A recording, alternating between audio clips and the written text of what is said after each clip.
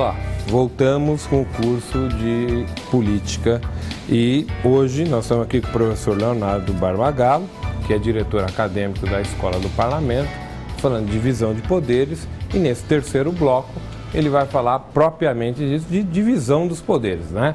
Como é que isso se deu e como é que é essa divisão dos poderes? O que é isso? O que é divisão dos poderes, professor?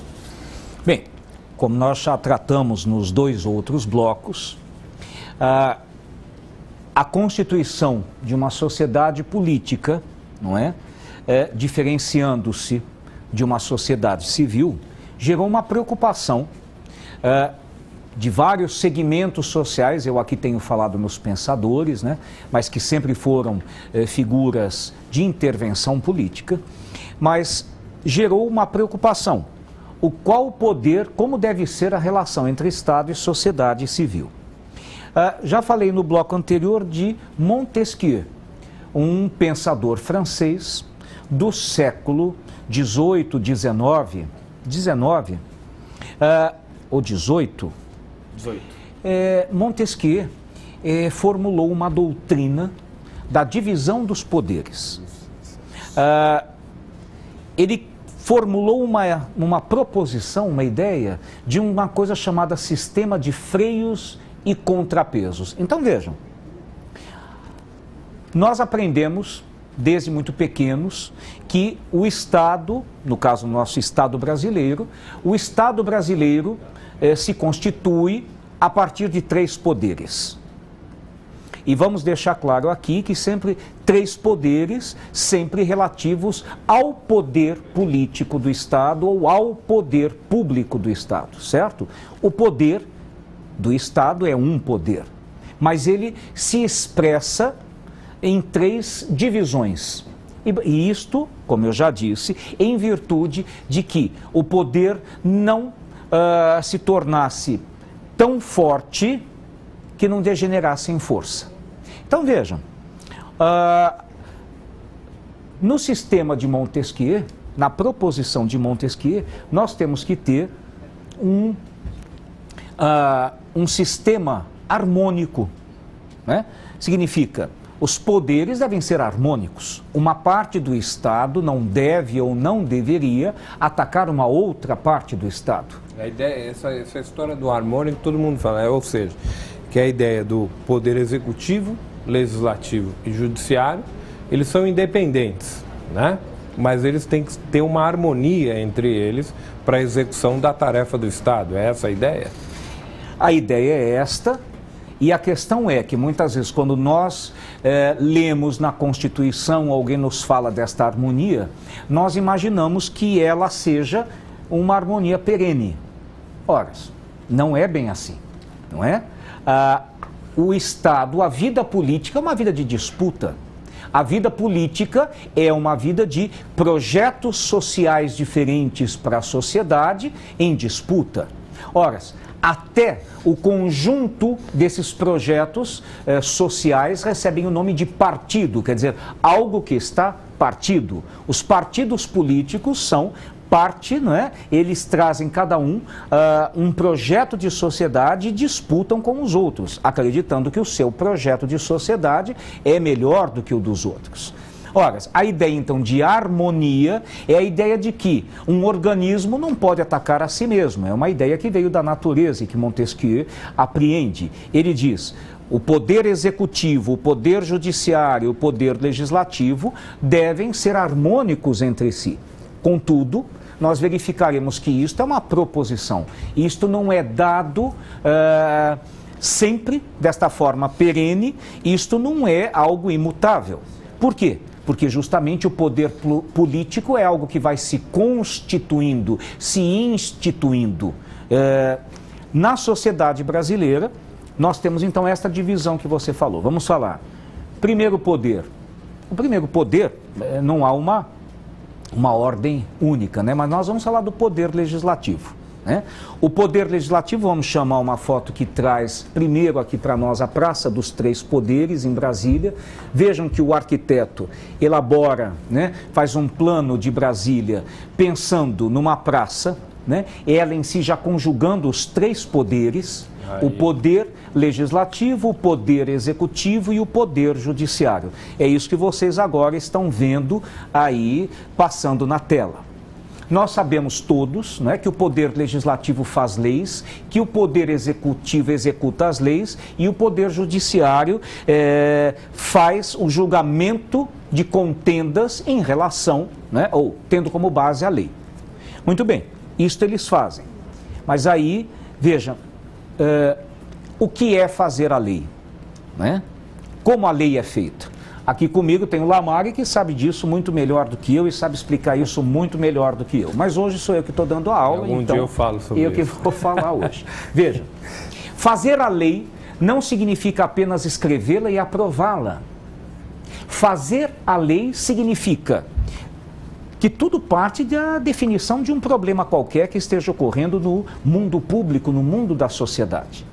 Depois disso, esse problema é analisado, ele é discutido, ele é estudado.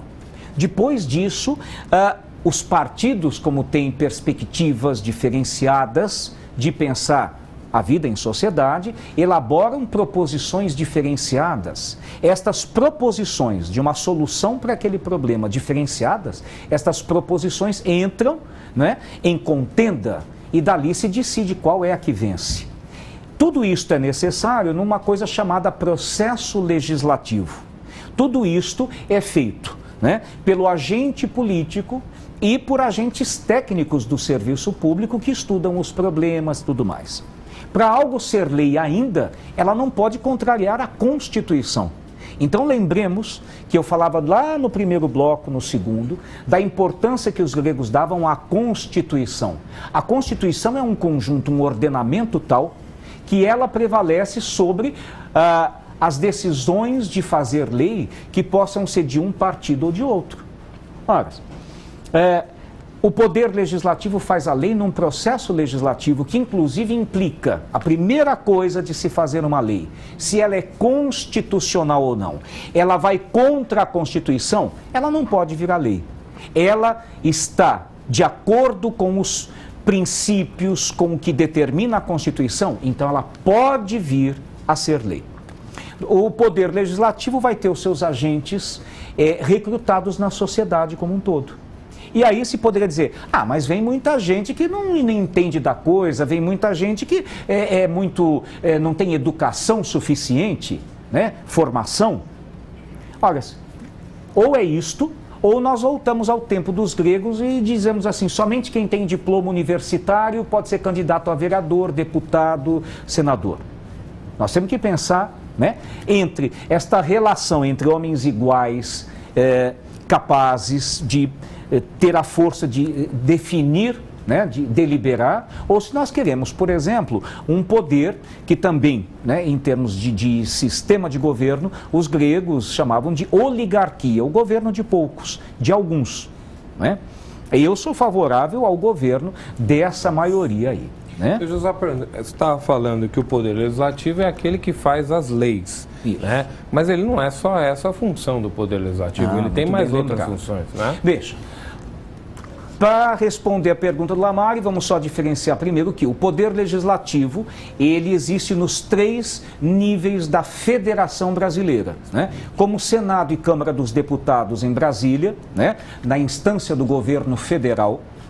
Ele existe como Assembleia Legislativa nos estados da Federação e ele existe como câmaras municipais nos municípios brasileiros.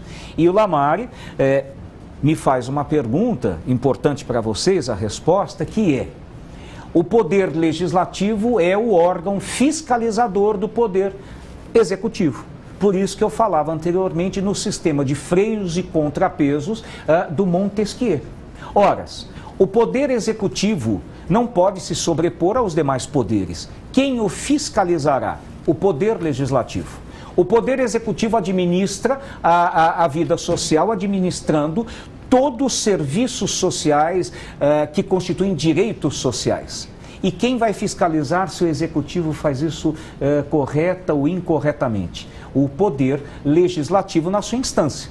Significa, as câmaras municipais, elas fiscalizam o prefeito, que é o poder executivo municipal. As assembleias legislativas, o governador e Senado e Câmara dos Deputados, a presidência da República. Falado sobre o poder legislativo, que nós vamos chamar aí, agora vem o Palácio do Planalto, se não me falha a memória, vamos ver que foto vem agora. O Palácio do Planalto é a sede do Poder Executivo na União. E em cada cidade há um local onde a sede, a prefeitura, onde fica o prefeito. E no estado de São Paulo, o Palácio dos Bandeirantes, onde fica o governador. O Poder Executivo executa as leis, mas é um pouco mais do que isso, né? O Poder Executivo, ele torna viável a vida em sociedade de várias maneiras. Constituindo uma rede de infraestrutura para a vida social, constituindo políticas públicas que sejam resposta à instalação dos direitos sociais da população, né? O Poder Executivo lida, né, com uma grande massa de recursos que são os impostos e que através do orçamento são distribuídos entre suas várias instituições e órgãos para que um determinado país, por exemplo, uma cidade ou um estado de uma federação possam existir e que a população possa viver, né, usufruindo daquilo que nós dizemos que é o resultado da civilização, do tipo as conquistas civilizatórias, padrões de vida, padrões de educação, padrões de saúde que se tornam socialmente aceitos. Vamos chamar a próxima foto, vamos ver qual é. Nós temos aí o Supremo Tribunal Federal, Poder Judiciário, né? O Poder Judiciário justamente não vai ter seus membros, né, não são arregimentados no todo da população. Já se constitui num grupo que é arregimentado a partir de profissionais com uma determinada formação no campo do direito, não é? E eles são especialistas jurídicos na chamada produção de leis e na aplicação das leis, que seria o julgamento. Então vejam que o Poder Judiciário tem uma outra forma de recrutamento dos seus membros, diferente do Poder Legislativo e do Poder Executivo. Vamos chamar a próxima foto? Aí nós temos o Legislativo que eu falei inicialmente, quer dizer, a Câmara dos Deputados em Brasília e o Senado. O Brasil usa um sistema, não é chamado bicameral.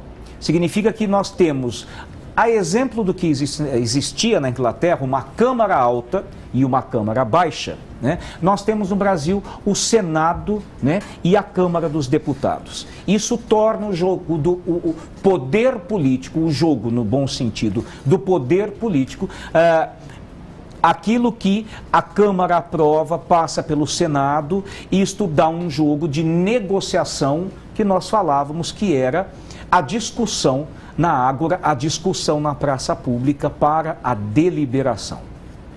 Acho que para dar um início de encerramento, né, nós teríamos que apenas discutir um pouco aqui essa questão, o sistema de freios, contrapeso, harmonia entre os poderes, como é isso? Isto não obedece, isto não ocorre na harmonia que nós imaginamos. Eu costumo sempre dizer que quando há uma lei ou quando há uma regra, significa que há uma possibilidade de que aquilo que a regra e a lei querem exterminar, que exista. Só há uma regra de não mate, uma lei para não matar, porque há esta possibilidade real, né?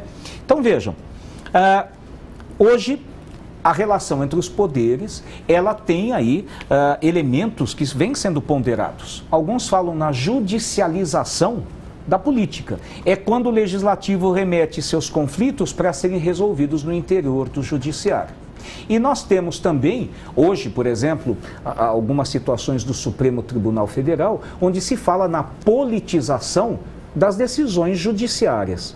Isso significa que as coisas, na realidade, não aparecem em estado tão puro, né? Elas não aparecem de uma única forma. Quer me fazer alguma pergunta, Lamário? Não, eu queria só para fixar, já que a gente está encerrando o programa, quer dizer, nós temos uma ideia, então, de divisão de poderes: legislativo, executivo, judiciário, né? Um faz as leis, né, e fiscaliza o executivo e o judiciário. O executivo, ele tem a ideia de executar, de fazer as coisas para o cidadão. O judiciário, aí é mais a questão das leis, né? Ele vai julgar, né? A ideia é mais julgar. Só que nós temos, então, o legislativo no âmbito federal, né? Que é o Congresso Nacional, é o Senado e a Câmara dos Deputados. No estadual, então, você disse, nós temos as assembleias legislativas. No nível municipal, nós temos as câmaras municipais. O executivo, a mesma coisa. No nível federal, nós temos lá quem representa é o presidente da República. No nível estadual, é o governador do estado. E você disse, no município é o prefeito. O Poder Judiciário também é a mesma ideia, né? É o Supremo Tribunal Federal, em Brasília. Nos estados é o Tribunal de Justiça e nos municípios, mas aí seriam os tribunais, a justiça comum que nós conhecemos. Essa é a ideia, mais ou menos. E essa é a ideia que é importante que as pessoas vejam aí que você falou da questão dos frios e contrapesos, né? Ou seja, para eles serem harmônicos, a nossa Constituição vai ter ali uma série de regras para que esses poderes sejam contrabalanceados, né? Essa é um pouco da ideia. Mas para você encerrar, eu peço aí que você faça o seu encerramento. Muito obrigado pela sua presença. E só lembrando uma coisa também, na próxima aula a gente vai falar de políticas públicas e responsabilidade dos governos, né? Mas pode encerrar, professor. Como uma questão para todos nós, fica aqui de que maneira, né, nós nos relacionamos com o Estado e como nós imaginamos que deva ser a relação do Estado com a sociedade civil. Uma outra questão fundamental, mas que fica como pergunta para vocês, eu não vou responder aqui. Nós falamos em cidadania, né? E cidadania supõe, no conceito clássico, direitos sociais, direitos civis e direitos políticos. Mas no Brasil se fala às vezes em cidadania plena, cidadania ativa. Então, o que será que ocorre, né, que nós teríamos que falar cidadania plena, cidadania ativa? A cidadania é uma só, né? Nossos direitos estabelecidos por nós mesmos diante do Estado. Bem, ficamos por aqui. Obrigado a todos. Obrigado, professor. Nós vamos encerrando aqui. Espero você na próxima aula, Políticas Públicas e Responsabilidade dos Governos. Você vai assistir a 5ª aula de 6 aulas. Então, esse curso são 6 aulas. Eu aguardo você na próxima aula. Até mais.